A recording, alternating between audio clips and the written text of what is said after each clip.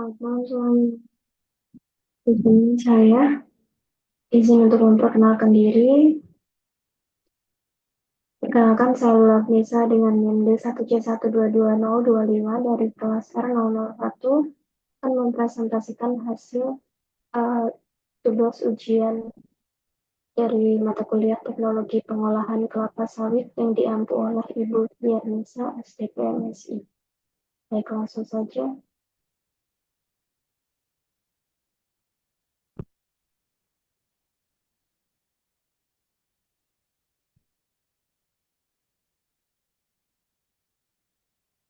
Baik, yang pertama itu untuk soal yang pertama, buat gambar penampang bintang, buah atau gondolan kelapa sawit beserta keterangannya. Berikan gambarnya. Berikut adalah gambar dari buah kelapa sawit, yang dimana di sini ada beberapa bagian dari buah kelapa sawit, yaitu exocarp, mesocarp, dan endosperm.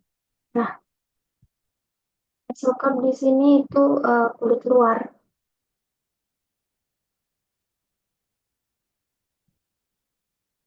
Mesocarp sendiri ini kulit luar berwarna merah atau orange, yang tipis dan keras. Bagian ini berfungsi untuk melindungi bagian dalam buah dari kerusakan dan kontaminasi.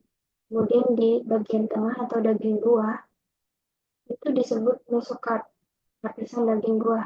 Lapisan ini berada di bawah endokarp dan terdiri dari daging buah yang tebal, berserat, dan mengandung minyak. Mesokarp adalah bagian yang paling banyak menghasilkan minyak.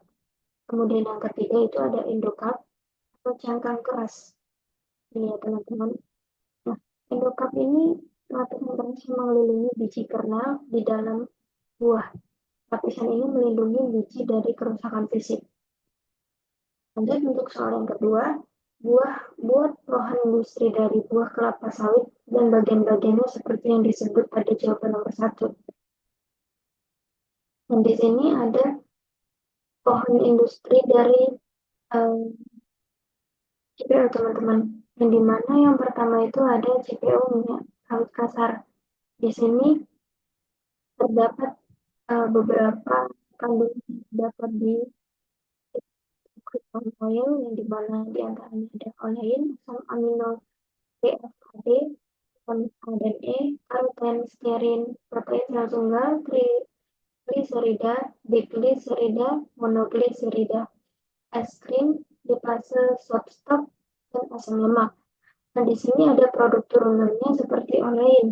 Olein ini mempunyai produk turunan seperti minyak goreng, minyak salad, serta metil ester. Nah, metil ester ini juga mempunyai turunan seperti biodiesel dan surfaktan. Kemudian yang mempunyai turunan lagi itu PFAD, yaitu ada sabun cuci, metil ester, fat powder, cocoa butter substitute, dan cocoa butter substitute atau CBS ini bisa diturunkan menjadi confectionaries. Nah, di sini uh, dasar dari sabun itu kan minyak teman-teman, makanya bisa diturunkan jadi sabun cuci.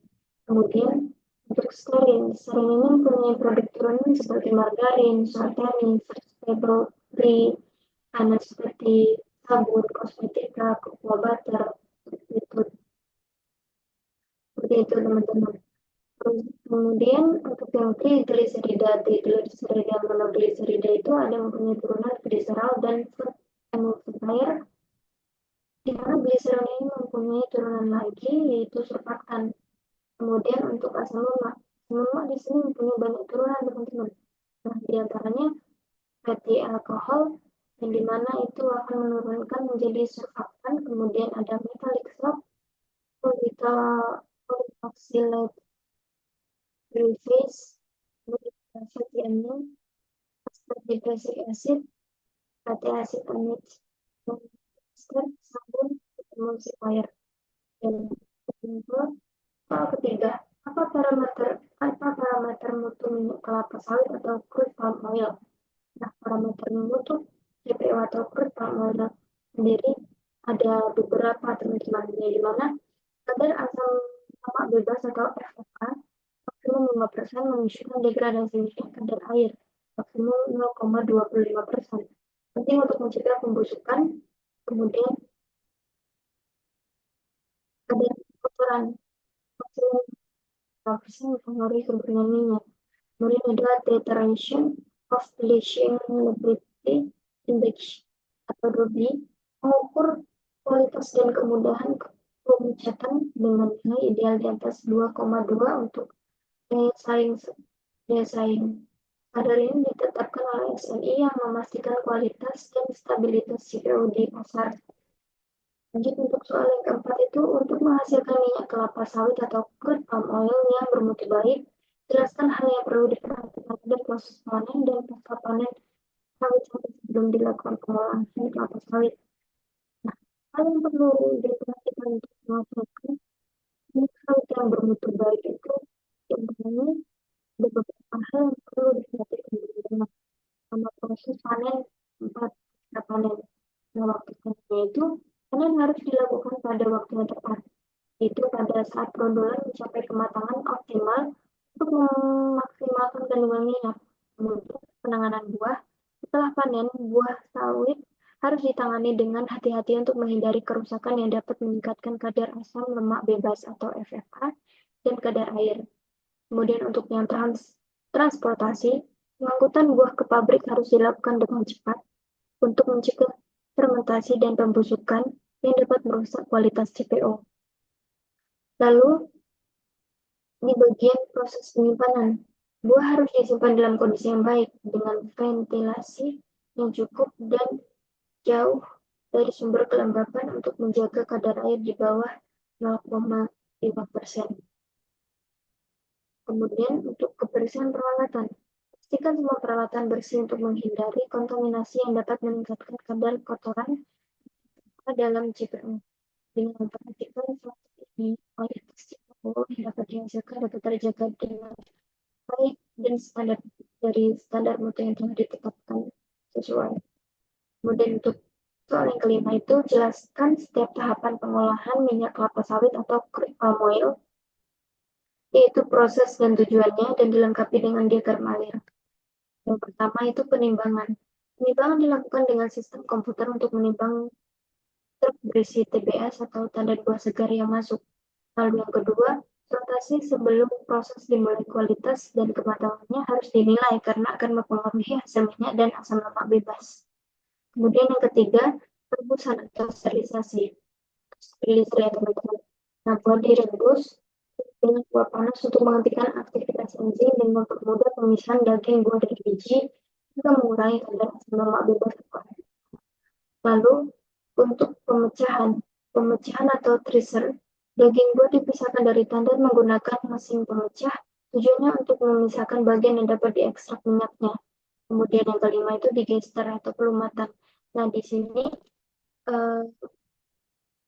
daging buah itu dilumat teman-teman. Maksudnya dilumat itu daging buahnya tuh udah empuk. Kemudian baru dipisahkan dari cangkangnya. Kemudian yang keenam, pengepresan atau screw press. Daging buah yang telah dipisahkan dimasukkan ke dalam mesin pengepres dan diekstrak minyaknya.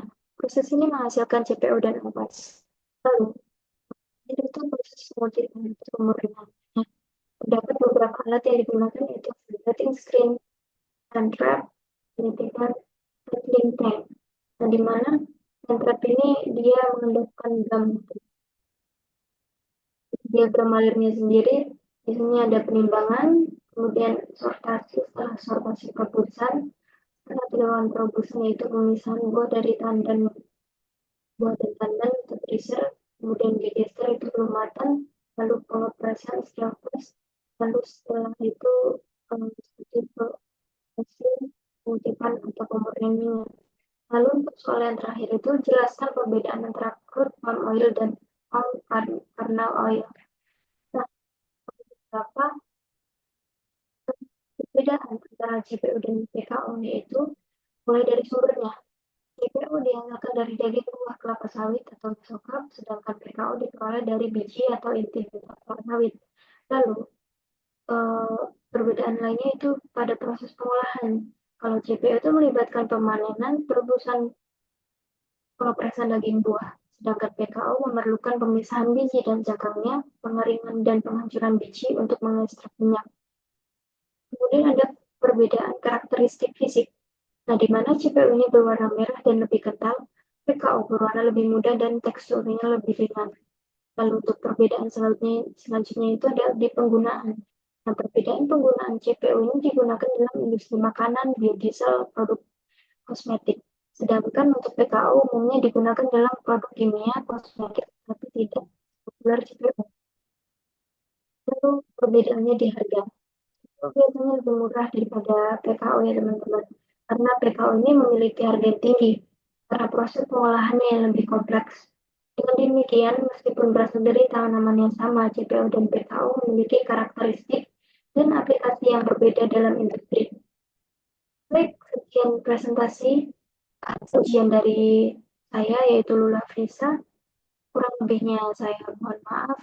Saya akhiri, wabillahi taufiq wal hidayah. Wassalamualaikum warahmatullahi wabarakatuh.